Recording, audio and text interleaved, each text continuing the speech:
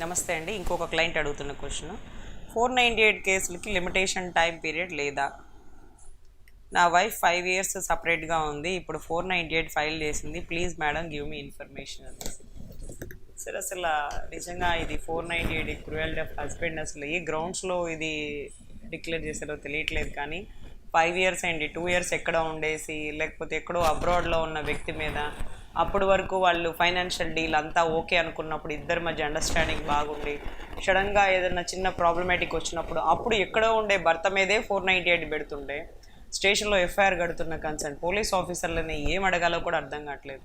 Cruelty జరిగిందంటండి. ఎప్పుడు జరిగిందండి అంటే 2008-9 పర్వంలో అంటండి. ఇప్పుడు ఎంత అండి, 2022. ఇప్పుడు పెట్టచ్చా అండి? మరి ఆవిడ అడుగుతుందండి, మేము పెడుతున్నాం అంటారు. సరే, ఇది ఎంతవరకు సమంజసం అసలు నాకు అర్థం కాదు. అసలు 5 ఏడు తర్వాత ఆవిడ ఎందుకు ఈ కేసు పెట్టింది అంటే, మీ నుంచి ఏదో ఎక్స్పెక్ట్ చేస్తుంది, అది మీ నుంచి సహకారం కాదు, మీ నుంచి ప్రేమను కాదు, తర్వాత మీతో కలిసి ఉండాలన్న ఉద్దేశం కాదు, కేవలం ఒక డబ్బు లేకపోతే మిమ్మల్ని టార్చర్ పెట్టడం. 5 ఏళ్ళు పొదలో ఉన్నటువంటి పులి అతి వేగంగా ఎందుకు బయటకు వచ్చిందంటే 498A అనే ఒక జూలు ధరించి వచ్చింది. ఇప్పుడు ఏం చేస్తుంది? రచ్చ రంబోలా చేస్తుంది, అంతే కదా. కానీ ఈ సెక్షన్లో అర్నీష్ కుమార్ గైడ్లైన్స్ ప్రకారం బలం తగ్గి చాలా మంచిదైందండి. లేకపోతే అసలు పెట్టే మగవాళ్ళకి ఒక కేసులు పెట్టే ఆడవాళ్ళకి ఓపిక ఉన్నా ఆ మగవాళ్ళని పెట్టడానికి జైలు లేవండి. అన్ని జైల్స్ ఇంకా కట్టలేదు. అది రాష్ట్ర ప్రభుత్వం మీద కూడా బడ్జెట్ పడే అవకాశం. ఎందుకంటే అన్ని జైలు పెట్టాలి, అంతమందిని లోపల వేయాలి, అంతమందికి బెయిల్స్ ఇవ్వాలి. అసలు కోర్టులు కూడా నిరంతరం బిజీ అయిపోతుందండి. అసలు ఈ కేసులు ఎక్కువైపోతాయి. ఎందుకంటే నేను చాలాసార్లు అబ్జర్వ్ చేసింది, మిగతా అన్ని పోలీస్ స్టేషన్లలో లోపల బయట ఒక 2-3-4 వెయిట్ చేస్తుంటారు. కానీ ఒక్క మహిళా పోలీస్ స్టేషన్ బయట మాత్రమే కొన్ని వందల మంది వెయిట్ చేస్తుంటారు. సమస్యలన్నీ ఇక్కడే ఉన్నాయా అనిపించేస్తాయండి. అదేంటో నాకు అర్థం కాదు. కొన్ని ఫెస్టివల్స్ అప్పుడు జనాలు ఎవరు ఉండరు. అంటే అప్పుడు మా ఒక డిఎస్పీ గారిని అడిగినాను, ఏంటి సార్ ఈరోజు కేసులు ఏమి ఉండవా అంటే, మా పుణ్యం అంటూ ఏ ముగ్గురు పిల్లలు కొట్టుకోరమ్మా, ఇవాళ సండేనో లేకపోతే ఇవాళ ఫెస్టివల్ డేనో స్టేషన్స్ ఉండవు అనేసి. మళ్ళీ మిగతా రోజులు యథాతథంగా జనాలు కిక్కిరిసిపోతుంటారు. ఎందుకలా సినిమా హాల్ల గేట్ బయట నుంచున్నట్టుగా ఈ స్టేషన్ బయట నుంచుంటున్నారు అంటే, బలమైన ఆయుధమైనటువంటి 498 పట్టుకొని అదే రకంగా అన్ని కేసులు ఎలా పెట్టాలి, ఎలా పెట్టచ్చు, ఏం చేస్తే అందరిని ఇరికించవచ్చు. ముఖ్యంగా నేను ఎన్నోసార్లు చెప్పాను, ఒక 302 మర్డర్ కేసులో కూడా ఒక వ్యక్తినే ఇంటర్ఫియర్ చేస్తారు, లేకపోతే ఎవరైతే మర్డర్ చేయడానికి ప్రోత్సహించిన వాళ్ళ పేర్లు రాస్తారు.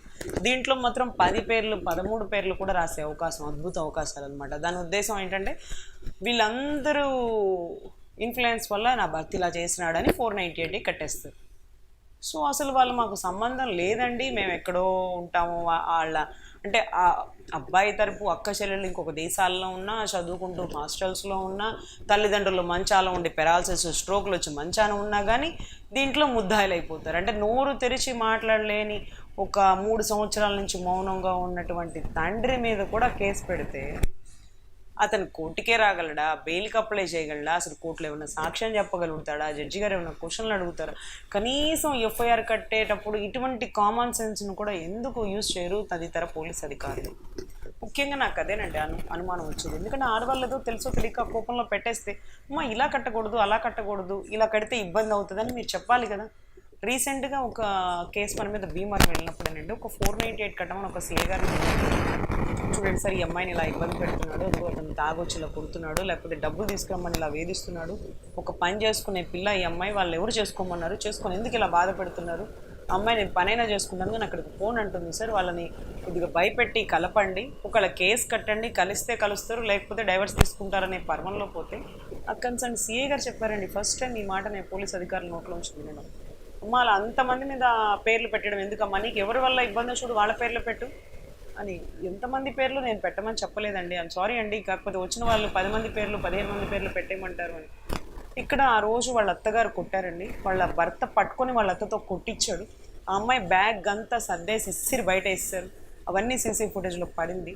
ఇంత ఇన్సిడెంట్ జరిగి ఒక పని పిల్ల కడుపుతూ ఉన్న పిల్లని బయటికి గెండితే ఆ పర్వం మీద నేను సీఏ గారి దగ్గరికి వెళ్ళి ఎఫ్ఐఆర్ పెట్టమని అడిగితే అప్పుడు కూడా ఆయన 3 సార్లు కౌన్సిలింగ్ ఇచ్చిన తర్వాతే ఎఫ్ఐఆర్ పెడతానన్నారు. అది కూడా మీరు చెప్పిన 10 పేర్లు 15 మంది పేర్లు పెట్టనమ్మా అని ఆ అమ్మాయి చెప్తున్నారు. అమ్మాయికి పాపం ఎంతమంది పేర్లు పెట్టాలో కూడా తెలియదు. అసలు ఆ రోజు జరిగిన ఇన్సిడెంట్లో ఆ అబ్బాయి తల్లి, ఆ అబ్బాయి అంటే ఈ అమ్మాయి ఆ అబ్బాయి వాళ్ళ సిస్టర్ వాళ్ళ భర్త, వాళ్ళ అత్త కాదు, అందరూ కలిసి బ్యాగులు బయట విసిరేస్తే అతను ఒకటే చెప్పారు, మా అత్త పేరు రాయి, ఆడబిడ్డ పేరు రాయి, భర్త పేరు రాయి. ఇప్పుడు వాళ్ళ తల్లి లేకపోతే ఆయన భర్త వీళ్ళందరి పేర్లు అనవసరం. మీ కోర్టులో కేసులు కూడా బలంగా ఉండదు ఇన్ని పేర్లు పెడితే. ఇంటెన్షన్గా పెట్టారని అర్థం అవుతుంది, తొందరగా నెంబర్ అవుతుంది. మీకు న్యాయం జరగడం కావడం ముఖ్యం, అవతల వాళ్ళని ఇబ్బంది పెట్టడం కాదు అనేసి చెప్పారండి. ఇలా చెప్పేవాళ్ళు, ఇలా చెప్పే పోలీస్ ఆఫీసర్లు ఎంతమంది ఉంటారండి? అసలు కేసులు కట్టమని చెప్పకుండానే సలహాలు ఇచ్చేవాళ్ళు. ఈ 10 మంది పేర్లు పెట్టాయమ్మా, లేకపోతే ఈ పేర్లు పెడితే ఇంత వస్తుందా, ఆ పేర్లు పెడితే అంత వస్తుందా, ఇటువంటి బేరసారాలు జరుగుతున్న పరిస్థితుల్లో ఇటువంటి నిజాయితీ గల పోలీస్ ఆఫీసర్లు కూడా ఉంటారా అనే పరిస్థితి ఉందండి. సో ఖచ్చితంగా ఇటువంటి కేసులు పెట్టేటప్పుడు 1కి 2 రకాలుగా చూసుకోండి. ఖచ్చితంగా ఇలా కేసులు పెట్టినప్పుడు అందరూ అంటే ఇబ్బంది పెట్టడం అనేది మీ ఇంటెన్షనా, లేకపోతే ఆ వ్యక్తి నుంచి మీరు ప్రేమను ఆశిస్తున్నారా, లేకపోతే ఆ వ్యక్తి నుంచి మార్పు కోరుకుంటున్నారా, లేకపోతే ఆ వ్యక్తి నుంచి విడాకులే కోరుకుంటున్నారా?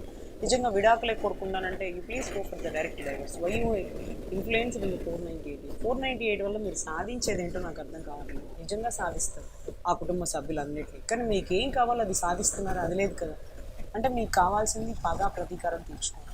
సో దానికి అద్భుతమైన ఆయుధం 498. దీన్ని మిస్యూటిలైజ్ అయిపోతుందనే సరే దాని గ్రౌండ్స్, దాని కూరలు పీకేసి ఇంకా మీరు ఇలాంటి పనులు చేస్తే ఆ సెక్షన్ కూడా స్ట్రక్ డౌన్ చేసి పడేస్తుంది. అసలు ఇక దేనికి ఉపయోగపడదు. నిజంగా అవసరమైన ఆడపిల్లలకు ఉపయోగపడకుండా అనవసరమైన ఆడపిల్లలు దీన్ని మిస్యూటిలైజ్ చేస్తున్నారని మనస్ఫూర్తిగా భావిస్తున్నాను.